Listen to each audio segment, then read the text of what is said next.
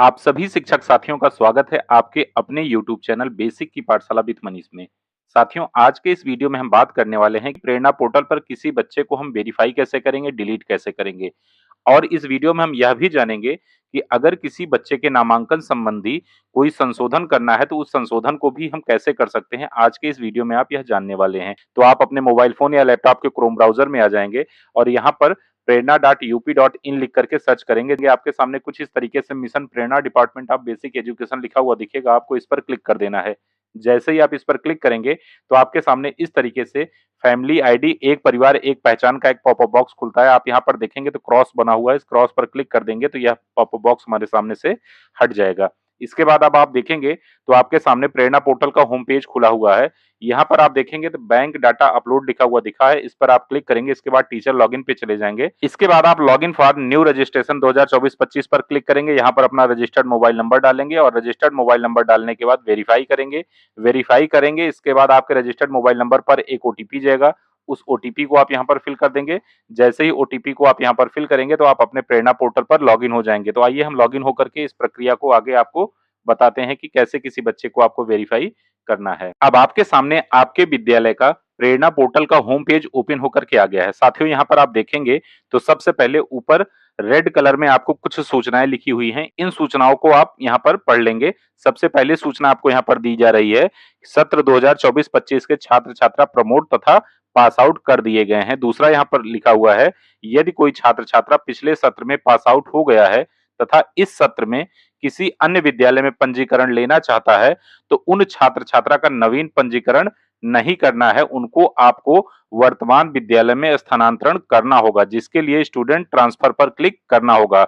और तीसरा यहाँ पर आपको बताया गया है कि सभी अध्यापक सत्र 2025-26 के छात्र छात्रा को वेरीफाई कर लें। यदि कोई छात्र छात्रा विद्यालय में नहीं है तो उन्हें डिलीट करें।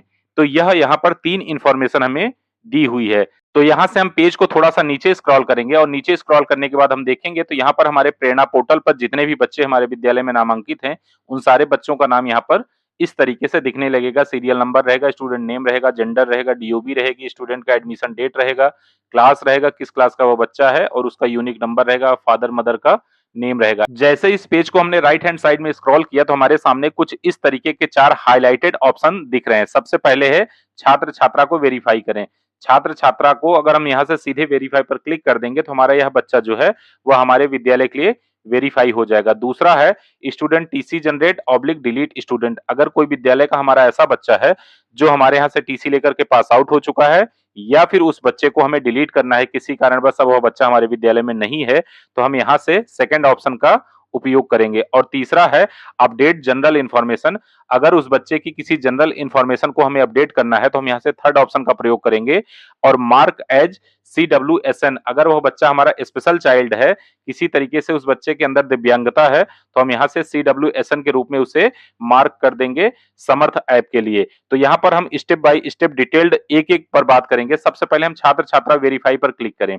छात्र छात्रा वेरीफाई पर क्लिक करें। अगर इस पर आप क्लिक कर देंगे तो इस बच्चे को आप सफलतापूर्वक वेरीफाई कर देंगे। आप देखिए जैसे इस पर हमने यहाँ पर क्लिक किया तो हमारे सामने इस तरीके से लिख करके आ गया कि क्या छात्र छात्रा की जानकारी सही है, यदि हाँ तो ओके बटन पर क्लिक करें, अन्यथा कैंसिल पर क्लिक करें। यह बच्चा जो हमारा है, इस बच्चे की अगर सारी जानकारी हमने पहले से चेक कर रखी है कि वो सारी जानकारी सही है तो हम सीधे यहाँ पर ओके पर क्लिक कर देंगे। जैसे ही हमने ओके पर क्लिक किया तो हमारे सामने इस तरीके से लिख करके आ गया कि छात्र छात्रा को सफलतापूर्वक वेरीफाई किया जा चुका है और ओके पर आप क्लिक कर देंगे।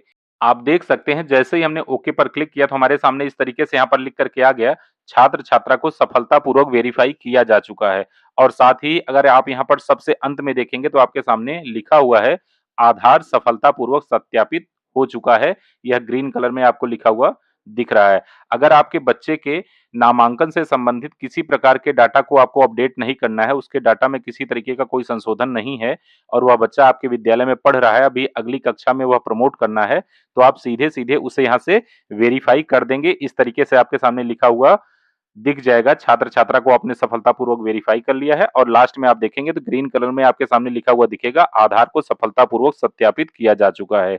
इसके बाद सेकंड ऑप्शन की अगर हम बात करें तो यहाँ पर TC generate oblique delete student का ऑप्शन है। अगर किसी बच्चे को आपको अपने विद्यालय से डिलीट करना है तो आप इस ऑप्शन का प्रयोग कर सकते हैं। इसके बाद अपडेट जनरल इन्फॉर्मेशन का ऑप्शन आपके सामने दिख रहा है। जैसे ही इस पर आप क्लिक करेंगे तो आपके सामने इस तरीके से उस बच्चे की अपडेट जनरल इन्फॉर्मेशन का एक पेज ओपन हो जाएगा। यहाँ पर आप देखेंगे तो उस बच्चे से रिलेटेड सारी जनरल इन्फॉर्मेशन लिखी हुई होगी। इससे आप उस बच्चे की जिस भी इन्फॉर्मेशन को चाहें उसे संशोधित कर सकते हैं। जैसे उस बच्चे के माता-पिता के नाम में अगर कुछ करेक्शन करना है तो उसे आप करेक्ट कर सकते हैं, मोबाइल नंबर करेक्ट कर सकते हैं, एडमिशन डेट आप सही कर सकते हैं, पिन कोड सही कर सकते हैं, क्लास भी सही कर सकते हैं और साथ ही साथ अगर उस बच्चे का एसआर नंबर गलत है तो एसआर नंबर को भी आप यहाँ से उसे सही कर सकते हैं। इसके बाद नीचे आप देखेंगे तो सुरक्षित करें लिखा हुआ दिख रहा है। इस पर आप क्लिक कर देंगे तो यह डाटा आपका सुरक्षित हो जाएगा। चूंकि हमें कोई करेक्शन नहीं करना है तो यहाँ से क्लोज पर क्लिक कर दे रहे हैं। इसके बाद थर्ड ऑप्शन आपके सामने आता है मार्क एज CWSN।